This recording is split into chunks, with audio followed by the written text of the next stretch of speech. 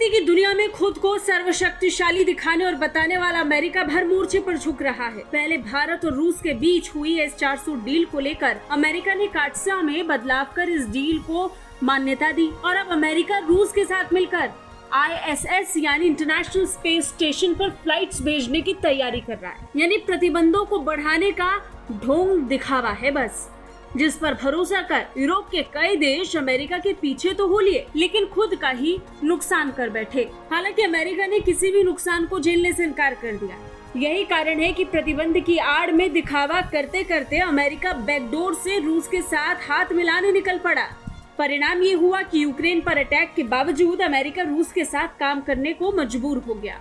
मामला अंतर्राष्ट्रीय अंतरिक्ष स्टेशन से जुड़ा है। खबर है कि अमेरिका प्रतिबंधों के बावजूद रूस के साथ मिलकर ISS पर फ्लाइट्स भेजेगा। समाचार एजेंसी AFP की रिपोर्ट के मुताबिक अमेरिका ने कहा है कि अमेरिका रूस को अलग थलग करने के अपने प्रयासों के बावजूद उसके साथ अंतर्राष्ट्रीय अंतरिक्ष स्टेशन के लिए उड़ानें फिर से शुरू करेगा।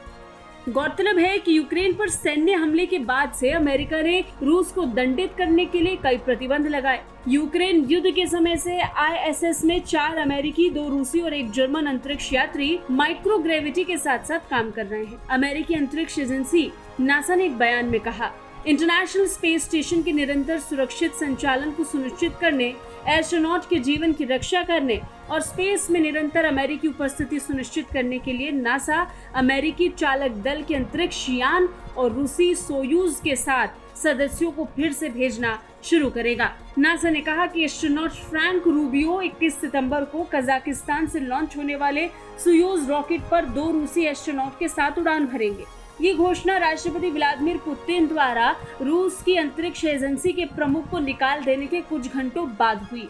रूस की अंतरिक्ष एजेंसी के प्रमुख को लेकर कहा जाता है कि वो तेज तर्रार राष्ट्रवादी और यूक्रेन आक्रमण के उत्साही समर्थक हैं। उन्होंने अपने एक बयान में चुटकी लेते हुए कहा था कि अमेरिकी एस्ट्रोनॉट को रूसी रॉकेट के बजाय ट्रैम्पोलिन पर बैठकर स्पेस स्टेशन जाना चाहिए।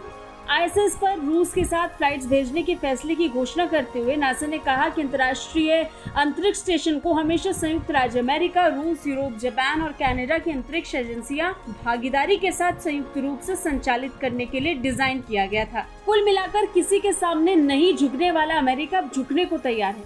रूस को झुकाने का दावा करने वाला अमेरिका कूटनीति के एग्जिट डोर पर खड़ा है, जहां से उसे अपने फायदे के हिसाब से एग्जिट लेना है। Bureau report, Bharat.